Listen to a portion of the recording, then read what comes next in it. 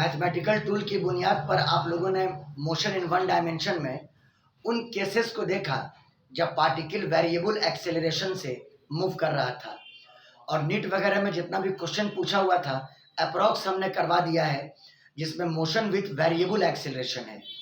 तो आइए इसी सीरीज में यूनिट एंड डायमेंशन वगैरह में जाने से पहले हम लोग दो पैकेज और डील कर लेते हैं।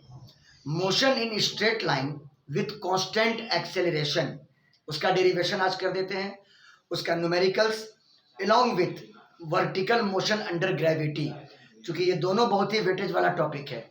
दो क्वेश्चन तो कम से कम मोशन अंडर ग्रेविटी से रहेगा ही। तो आज का डेरिवेशन और मोशन अंडर ग्रेविटी ये दोनों मिला करके आपको कम से कम दो क्वेश्चन देगा किसी भी एग्जाम में। तो आज हेडिंग लगाइए motion in straight line with constant acceleration. Motion in straight line with constant acceleration. और एक और बात, जो कॉम्पिटिटिव न्यूमेरिकल्स पर ज़्यादा फोकस करते हैं तो वो डेरिवेशन पर भी फोकस क्या करें, क्योंकि डेरिवेशन में ही न्यूमेरिकल का स्टेप होता है। ये बात हम कितनी बार समझा चुके हैं, बात आई समझ में। तो motion in straight line, motion in straight line with constant acceleration, motion in straight line with constant acceleration, with constant acceleration, motion in straight line with constant acceleration। ठीक है, आइए देखिए। मान लेते हैं कि ये अपना एक्स एक्सिस है जिस पे पार्टिकल मूव करेगा। ओ को मान लो आप ओरिजिन या इनिशियल पॉइंट, ओ को आप इनिशियल पॉइंट मान लो, मतलब जीरो टाइम पर पार्टिकल यहीं से चला, और चला तो किसी वेलोसिटी से चला, तो मान लेते हैं u उसकी इनिशियल वेलोसिटी है। u उसकी क्या है, इनिशियल वेलोसिटी है। और मान लो कि मोशन के दौरान, during motion, the acceleration of the particle is a, और ए उसका कांस्टेंट एक्सेलरेशन है। और इससे पहले जो प्रॉब्लम हम लोग सॉल्व कर रहे थे वो वेरिएबल एक्सेलरेशन था, और अभी एक्सेलरेशन ए पार्टिकल का कांस्टेंट है ना। Acceleration is not going to change. हाँ, due to this acceleration velocity will change. Acceleration की वजह से वेलोसिटी बदलेगा लेकिन एक्सेलरेशन कांस्टेंट रहेगा। चलो ठीक है, जीरो टाइम पर पार्टिकल ओ से चला, और मान लो कि टी टाइम के बाद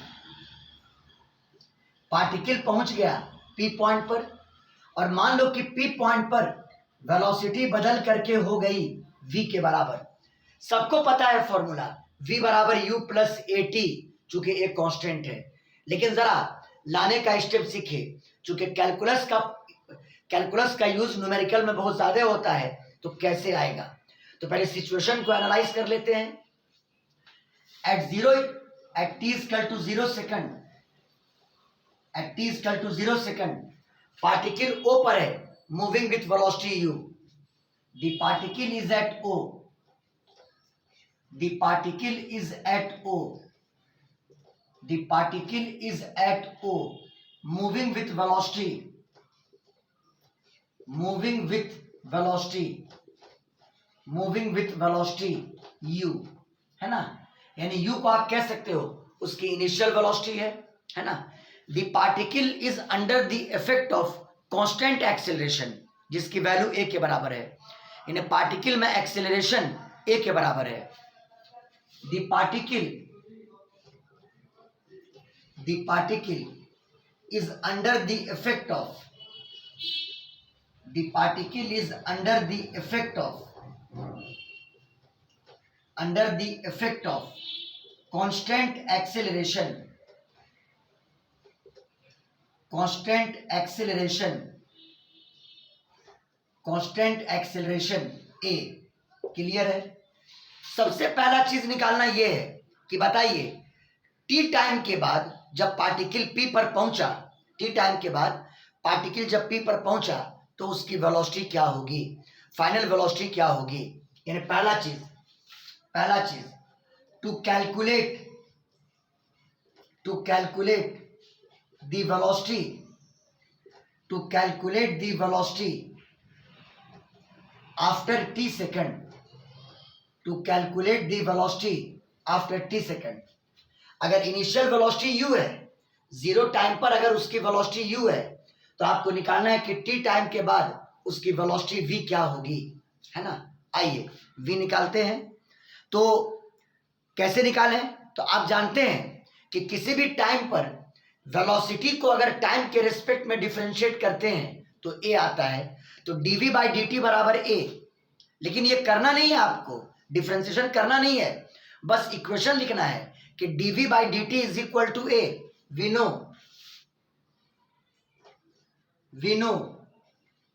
dv by dt is equal to कितना, a। ठीक है, आपको v निकालना है, v डिफरेंशिएट नहीं करना है, v आपको निकालना है। कैसे करेंगे, हमने वेरिएबल सेपरेशन मेथड बताया था। आप जो वेरिएबल एक्सेलरेशन का प्रॉब्लम सॉल्व कर रहे थे, वहां टेक्निक सिखाए थे आपको। आप dt को क्रॉस मल्टीप्लाई करके यहां ले आओ, तो dv is equal to a dt, dv is equal to a dt। अब दोनों तरफ क्या कर दें, इंटीग्रेट, दोनों तरफ क्या कर दें, इंटीग्रेट। तो चलिए अगला स्टेप, इंटीग्रल ऑफ dv और इधर इंटीग्रल ऑफ a dt। हमको लगता है कि न्यूमेरिकल जो पहले करवा चुके हैं आप लोग को, तो ये बड़ा आसान लग रहा होगा अभी मेरे अकॉर्डिंग। बोलिए बोलिए। Yes sir, yes sir. अब बताओ हमने कितनी बार रिपीट किया था, यहाँ पे 1 है और 1 को v के रिस्पेक्ट में इंटीग्रेट करोगे तो v आएगा, v आ जाएगा, है ना। अब बराबर देखिए, अब देखिए what is the difference between previous problem and this problem. पहले जितना भी प्रॉब्लम सॉल्व किए थे लास्ट क्लासेस में, ए वेरिएबल था इसीलिए बाहर नहीं निकलता था। यहाँ पे एक कांस्टेंट है, ये बाहर आ जाएगा। बोलो समझ में आया, बोलो बोलो। Yes sir. हाँ, ये बाहर आ जाएगा, ये बाहर आ गया, यहाँ पे 1 बच गया और 1 को t के रिस्पेक्ट में इंटीग्रेट कीजिएगा तो t हो जाएगा, तो at। और मैंने कहा था इंटीग्रेट करने के बाद एक कांस्टेंट जोड़ देना, यानी कितना, c। तो v बराबर at प्लस c। तो ऐसे कहा जाए तो t टाइम पर वेलोसिटी कैलकुलेट हो गया, लेकिन अभी एक अप्रोप्रिएट कैलकुलेशन नहीं हुआ, क्योंकि c एक अननोन क्वांटिटी है जिसको आपने कहा था इंटीग्रेशन कांस्टेंट। c को आपने क्या कहा था, बोलिए, इंटीग्रेशन कांस्टेंट। हाँ, ये इंटीग्रेशन कांस्टेंट है, ये इंटीग्रेशन कांस्टेंट है। और मैंने कहा था कि c की वैल्यू अगर लानी हो तो इनिशियलाइज कीजिए, यानी इनिशियल कंडीशन को देखिए। इनिशियल यहां पर तुम गौर करो, जब टाइम 0 था तो वेलोसिटी कितनी थी, आप लोग बोलिएगा। जब टाइम 0 था तो वेलोसिटी कितनी थी, बोलिए, u थी। हाँ, u थी, वेरी गुड। जब टाइम 0 था तो वेलोसिटी u के बराबर थी। तो इस इक्वेशन में t के जगह पर 0 पुट कर दो और v के जगह पर u पुट कर दो, c का वैल्यू आ जाएगा। इस इक्वेशन में t के जगह पर 0 पुट कर दीजिए और v के जगह पर u पुट कर दीजिए, आपको c की वैल्यू आ जाएगी। तो थोड़ी देर के लिए अगर इसको 1 मान लें, इसको अगर 1 मान लें तो पुट करना है t के जगह पर 0 इस इक्वेशन में और v के जगह पर u इन इक्वेशन नंबर फर्स्ट, है ना। t के जगह पर 0 और v के जगह पर u पुट करना है। तो चलो v के जगह पर u पुट किया तो u is equal to t के जगह पर 0, तो a इंटू 0 0 और 0 प्लस c। बताओ c का वैल्यू क्या आ गया, u। c का वैल्यू क्या आ गया, u। और इस c की वैल्यू को, अब सुनिए, अब इस c की वैल्यू को वापस इक्वेशन 1 में पुट कर दें। पुट c इन इक्वेशन नंबर फर्स्ट। तो बताओ v बराबर c की जगह पर क्या पुट करोगे, u plus at। In v बराबर कितना आ गया, बोलिए, u प्लस at। बोलो क्लियर है, v बराबर क्या आ गया, u प्लस at। यही आप लोग पहले रखते थे और एक्चुअली टीचिंग स्टाइल यही है कि लोग पहले इसी डेरिवेशन को बता देते हैं। लेकिन आप गौर कीजिए कि आज ये करने में आपको आसान लगा कि टफ लगा, खुद बोलिए आप लोग, आसान लगा कि टफ लगा, बहुत इजी लगा, है ना? तो आ गया कि किसी भी टाइम पर वेलोसिटी की वैल्यू हो जाएगी u प्लस ए टी, जहाँ पे u इनिशियल वेलोसिटी है, v फाइनल वेलोसिटी है, a एक्सीलरेशन है और t आपका क्या है? टाइम है। थोड़ी देर के लिए इसको मान लेना equation number A, equation number A. समझ गया बात को? चलिए पहला प्रूफ क्लियर? बोलो सब लोग, बोलो। Yes, sir. Yes, sir. जरा पूछ लेते हैं, आसफा क्लियर हुआ? बोलो। Yes, sir. चलिए वेरी गुड, स्क्रीनशॉट लिया जाए।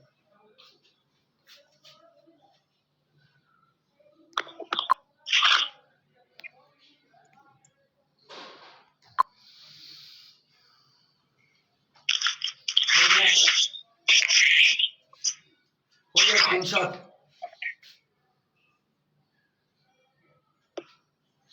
बोलो। Yes, sir. आइए, Yes, sir. ये पहला कैलकुलेशन हम लोगों ने किया। अब आइए सेकंड कैलकुलेशन। आप इस इक्वेशन को आप यहां लिख दें जो हमने प्रूफ किया, v बराबर u प्लस ए टी। ज्यादा ये फॉर्मूला ज्यादा काम आएगा वर्टिकल मोशन अंडर ग्रेविटी में, हम पहले ही बता दे रहे हैं। इक्वेशन ए, ठीक है। सेकंड चीज क्या कैलकुलेट करें? देखो पार्टिकल चला था कहां से? ओ से। पार्टिकल चला था कहां से? ओ से। ओ उसका इनिशियल पॉइंट था। अब टी टाइम के बाद पार्टिकल पहुंचा है पी पर, तो उसका डिस्प्लेसमेंट आप नापो एक्स के रूप में, है ना? तो अब हमको निकालना है एक्स की वैल्यू क्या होगी। यानी टी टाइम में, 0 से लेके टी टाइम में उसने डिस्प्लेसमेंट कितना सफर किया। 0 से टी टाइम में उसने डिस्प्लेसमेंट कितना सफर किया। सेकंड पॉइंट, द डिस्प्लेसमेंट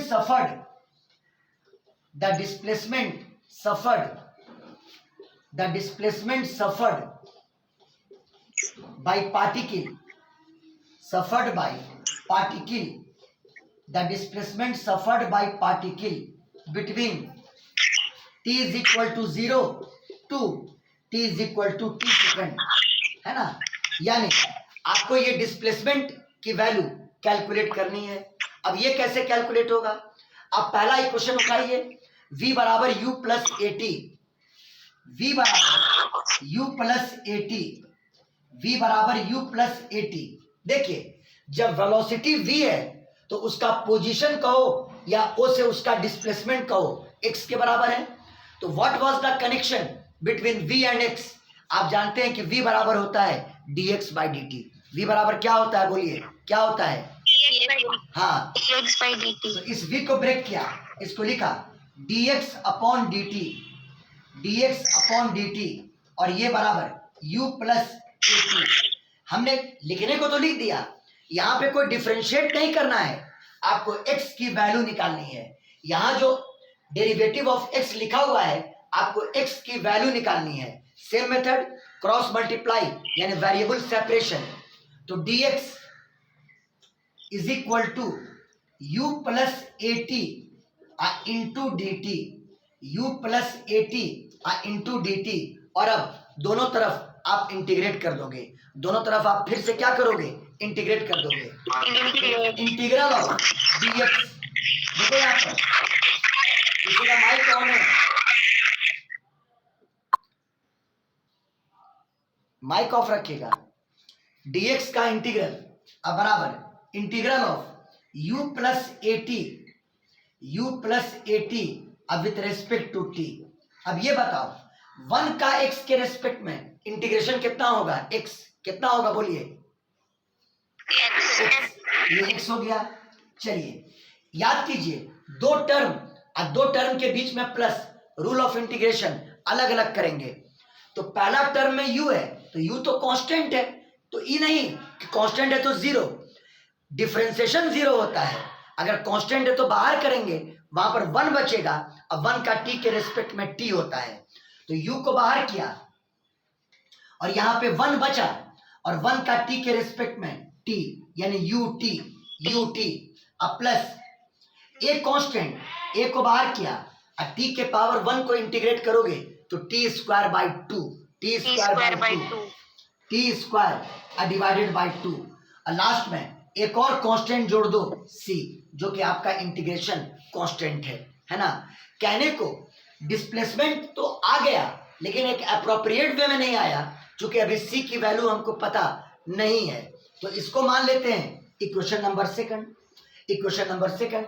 और अब बताइए कि जीरो टाइम पर पार्टिकल जब O से चला था तो डिस्प्लेसमेंट आप O से ही नाप रहे हैं, तो जीरो टाइम पर डिस्प्लेसमेंट जीरो था कि नहीं था? बोलो, जीरो टाइम पर डिस्प्लेसमेंट जीरो था कि नहीं था? Yes, sir. बोलो। Yes, sir. हाँ। Yes, sir. Yes. तो at put t equal to zero, displacement की वैल्यू भी zero, t equal to zero, displacement की वैल्यू भी जीरो। तो बताओ क्या हो जाएगा? ये जीरो जीरो बराबर ये भी जीरो और ये भी जीरो, जीरो प्लस सी, यानी सी का वैल्यू कितना आ गया? जीरो। और सी की वैल्यू को वापस इक्वेशन 2 में पुट कर दो। Put c in equation number second. तो बताओ x बराबर क्या हो जाएगा? ut plus half eighty square, ut plus कितना? Half eighty square. याद तो सबको था, लेकिन हम लोग कैलकुलस के मेथड से कैसे प्रूफ किए, ये बात नोट करने वाला पॉइंट है। x बराबर ut plus half eighty square आपने कैलकुलेट कर लिया, उसका डिस्प्लेसमेंट t टाइम के बाद। उम्मीद है समझ में नहीं आया? बोलिए।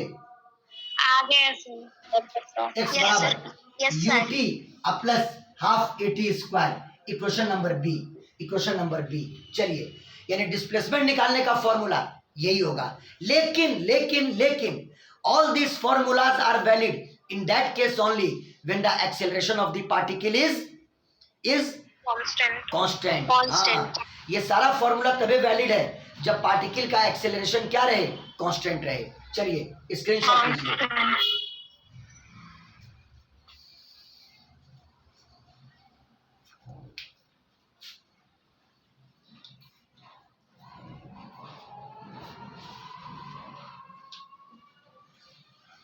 हो गया? बोलो। Yes, sir. चलिए अब वहां पर एक और इक्वेशन लगा देते हैं। x बराबर ut plus half eighty square, यहां लगा दिया। x is equal to ut plus half a into t square, equation number B. Equation number कितना? बी। अब आइए, एक इक्वेशन आपको और प्रूफ करना है। समझ गए? आपने टी टाइम पर वेलोसिटी निकाल लिया, आपने टी टाइम के बाद पार्टिकल का डिस्प्लेसमेंट निकाल लिया, है ना। अब आपको वेलोसिटी निकालना है in the term of displacement, है ना, कि ये वेलोसिटी डिस्प्लेसमेंट के टर्म में कितना होगा। वो टाइम इंडिपेंडेंट इक्वेशन होना चाहिए। वो टाइम इंडिपेंडेंट यानी उस इक्वेशन में टाइम नहीं होना चाहिए। देखिए, आप पढ़ते हैं dv by d t is equal to a. बोलो बाबू लोग, dv by d t is equal to कितना? बोलो ए, बोलो a. dv by d t is equal to कितना? बोलिए ए। अब यहां पर क्या करो? वो चेन रूल जो करते थे, चेन रूल, जरा वो चेन रूल कीजिए तो। dv by d x into d x by d T. बताओ कोई फर्क पड़ा? बताओ कोई फर्क पड़ा? बोलो। No, sir. No sir.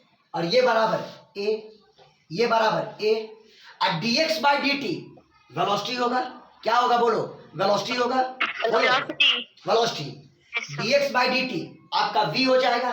इसको लिखा v, यानी v dv by d x is equal to a. अब जरा गौर करो, इस इक्वेशन में टाइम गायब हो चुका है। बोलिए बाबू लोग, टाइम गायब हो चुका है। बोलिए। हाँ सर। हाँ, टाइम गायब हो Yes, चुका sir. है।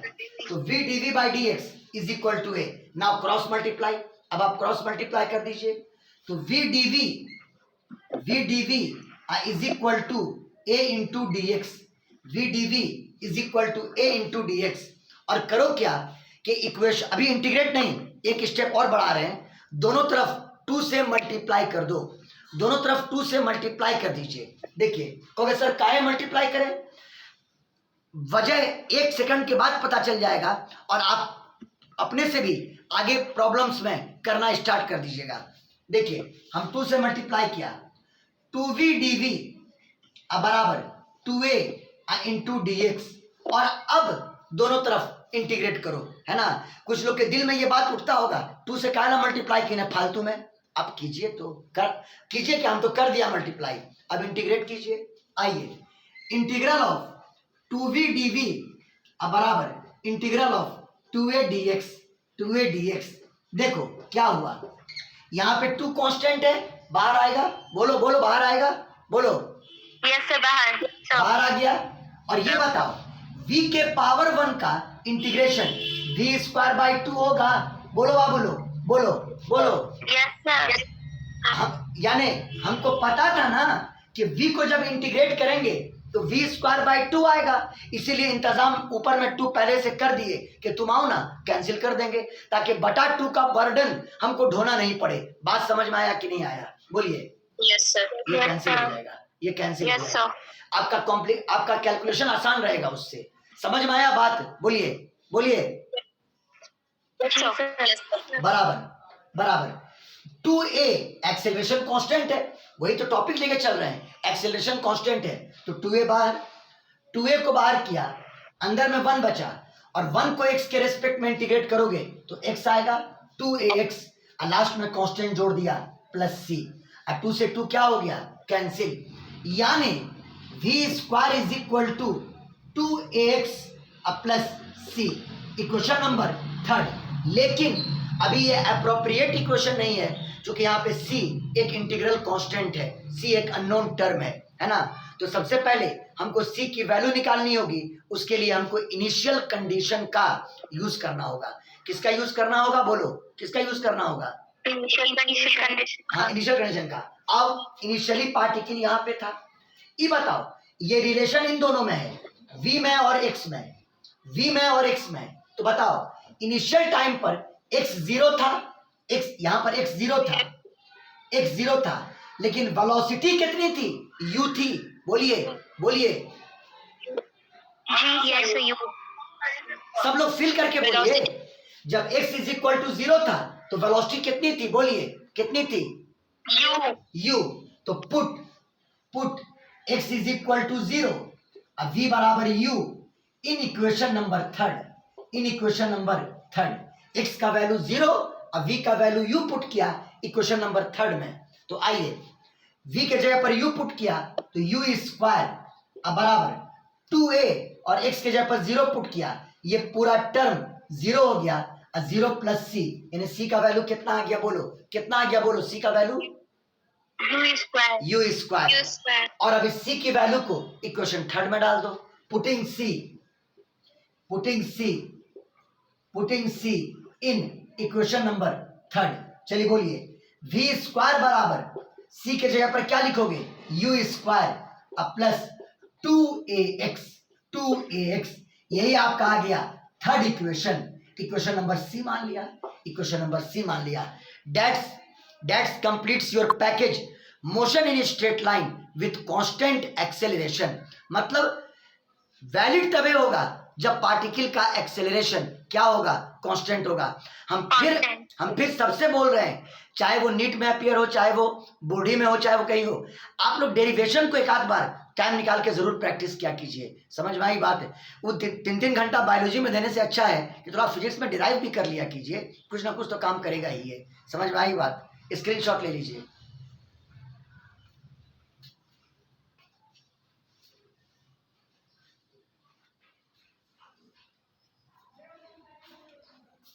क्योंकि इसमें न्यूमेरिकल स्टेप होता है।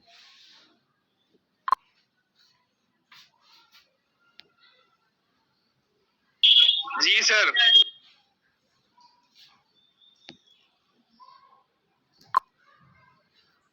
हो गया, बोलिए। Yes जी सर। sir।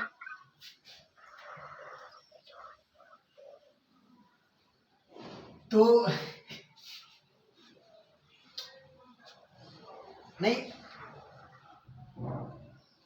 डेरिवेशन अगर क्लियर है, देख खुद गौर करो ना कि इससे आज हम क्या फील तुमको दिए, ये जो डेरिवेशन हुआ है गौर करो, आप न्यूमेरिकल इस मेथड से बना चुके थे, उसी पर पैटर्न पर है कि नहीं है ये, बोलिए। Yes, sir. Yes, sir. हम यही फील देना चाह रहे थे कि derivation is the key of problem. आपको डेरिवेशन अगर करने आ गया किसी भी चीज का, न्यूमेरिकल बनाने में कभी कोई दुश्वारी आपको नहीं होगी। समझ में आई बात है? क्योंकि डेरिवेशन का हर स्टेप मैथमेटिकल होता है, और न्यूमेरिकल्स मींस मैथमेटिक्स। क्लियर है? तो चलिए, आपका ये पैकेज क्लियर हो गया। मोशन इन स्ट्रेट लाइन,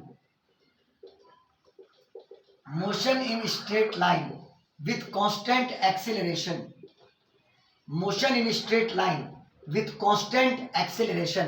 तो आपका पहला इक्वेशन बोलिए क्या था? चलो हम पूछते हैं, आसिफा बोलो पहला इक्वेशन क्या था, बोलो बोलो।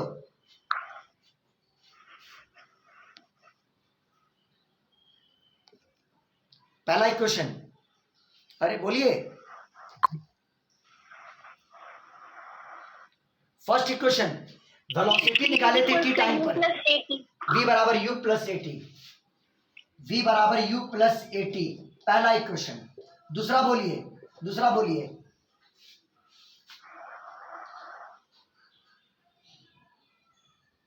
डिस्प्लेसमेंट निकालने का फॉर्मूला बोलिए जल्दी।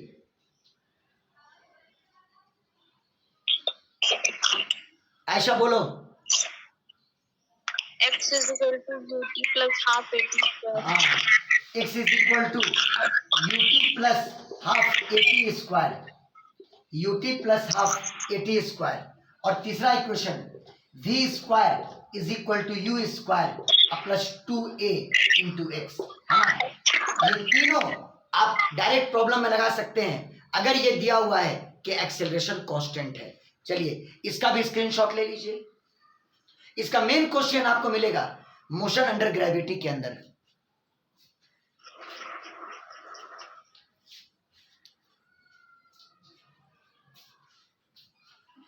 हो गया?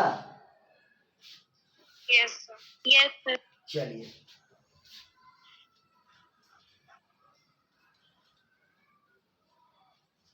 एक सवाल बना ही लेते हैं।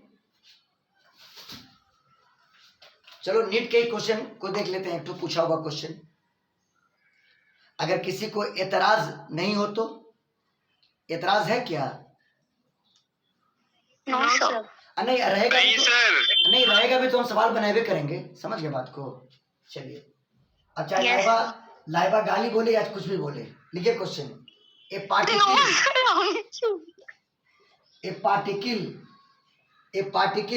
moves in a straight line.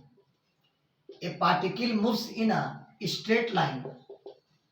A particle moves in a straight line with constant acceleration. NEET में पूछे हुए बाबू, with constant acceleration. With constant acceleration. A particle moves in a straight line with constant acceleration. Its velocity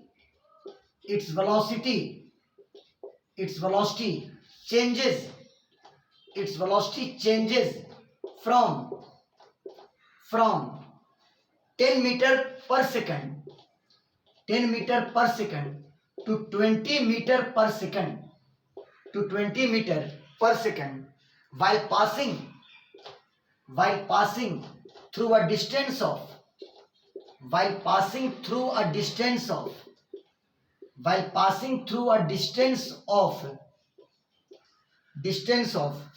135 meter. Calculate time. आपको time निकालना है, यानी time T आपको निकालना है। ऑप्शन भी है, चलिए।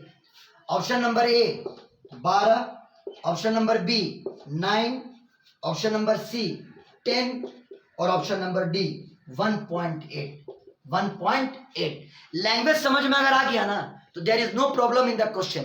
देखना ध्यान से, सबसे बड़ा मास्टरमाइंड यहां पर खेल रहा है। कौन? Constant acceleration. रिलैक्स हो गए, कैलकुलस नहीं लगाना है। बोलो क्लियर, बोलो। Yes, sir. हाँ, Yes, sir. यानी वो तीनों इक्वेशन जो लाए हैं उसी से काम हो जाएगा। तो a particle moves in a straight line with constant acceleration, its velocity changes from 10 metre per second to 20 metre per second. यानी ये इनिशियल वेलोसिटी और ये फाइनल वेलोसिटी, और डिस्प्लेसमेंट इतना है ना, देखो देखो फिगर देखो, मान लो यहां से चला ओ से, इनिशियल वेलोसिटी बोलो 10 मीटर पर सेकंड और 135 मीटर का डिस्प्लेसमेंट सफर करने के बाद x बराबर 135 मीटर, उसकी फाइनल वेलोसिटी हो गई बोलो कितनी, 20 metre per second, 20 metre per second. बोलो क्लियर है? तो क्वेश्चन ये पूछ रहा है कि ओ से ए तक आने में पार्टिकल ने टाइम कितना लिया। सवाल क्लियर सबको? बोलो यस सर। हाँ, लेकिन एक बात गौर करो कि कांस्टेंट एक्सेलरेशन है लेकिन उसकी वैल्यू नहीं दी हुई है। तो अगर आपको टाइम निकालना हो, आप v बराबर u प्लस ए टी अगर यूज करते हो तो a भी अननोन और t भी अननोन, s बराबर U T plus half A T square भी यूज करते हो तो वहां भी a अननोन और t अननोन, यानी दो अननोन है उन दोनों इक्वेशन में। लेकिन थर्ड इक्वेशन में अगर v स्क्वायर बराबर you square plus 2ax use करते हैं तो खाली a अननोन, तो a निकल जाएगा और a निकाल के पहला इक्वेशन में डाल दीजिए, टाइम आ जाएगा। बोलिए बाबू लोग, बोलिए। जी सर। यस हाँ, यस सर। तो किस इक्वेशन का यूज करें? थर्ड इक्वेशन का पहले, v स्क्वायर अब बराबर यू स्क्वायर अब प्लस 2ax, तो v का वैल्यू 20, 20 का स्क्वायर 400, u का वैल्यू 10, 10 का स्क्वायर 100 अब प्लस 2 इंटू ए तो अननोन है, x का वैल्यू बोलो 135। सबको समझ में आ गया? बोलिए बोलिए। Yes sir. हाँ, यस सर। 100 इधर आया, 400 में से 100 गया 300, अब बराबर 2 इंटू 135 यानी वो हो जाएगा 270 इंटू ए, और यहां से ए का वैल्यू 300 अब बटा 270 मीटर पर सेकंड स्क्वायर। काटने को काट दो, कितना से कटेगा बोलो? 9 से, 9 तिया 27, नहीं 9 से नहीं कटेगा, 3 9 27 0 सर 3 से काट दिया, फिर 3 से, अब नहीं कटेगा, यानी कितना हो गया बोलो, कितना हुआ बोलिए? 10/9। 10/9। हाँ, 0 से 0 काट दीजिए, 10/9 मीटर पर सेकंड स्क्वायर। ये किसकी वैल्यू आ गई बोलो? एक्सेलरेशन की। किसकी वैल्यू आ गई बोलिए? एक्सेलरेशन। और अब टाइम, लेकिन निकालना क्या था? टाइम। अब आप पहला इक्वेशन यूज कर दें, v बराबर u प्लस ए टी। क्या यूज कर दें बोलिए? u+at। हाँ, नाउ v बराबर u प्लस ए टी। चलो बोलो, v का वैल्यू बोलो 20, u का वैल्यू बोलो 10 और a का वैल्यू बोलो 10/9। 10/9। हाँ, 10/9 इंटू टी, 10/9 इंटू टी। 10 को इधर ले आओ तो 20 में से 10 गया 10, 10 बराबर 10/9 इंटू टी। 10 से 10 कट गया, बताओ t बराबर कितना आ गया? 9 सेकंड। बोलिए 9 क्लियर है? सेकंड। बोलिए बोलिए। Yes sir. जी सर। नहीं क्लियर है? क्लियर है सर। क्लियर है सर। क्लियर है। चलिए, इसमें ज्यादा टाइम नहीं वेस्ट करेंगे, मेन इसका सवाल बनाएंगे मोशन अंडर ग्रेविटी का। किसका क्वेश्चन बनाएंगे बोलो? हाँ, वो ज्यादा इंपॉर्टेंट है, लेकिन फिर भी इसमें कुछ क्वेश्चंस आप बना सकते हैं। समझ में आई बात? स्क्रीनशॉट ले लीजिए।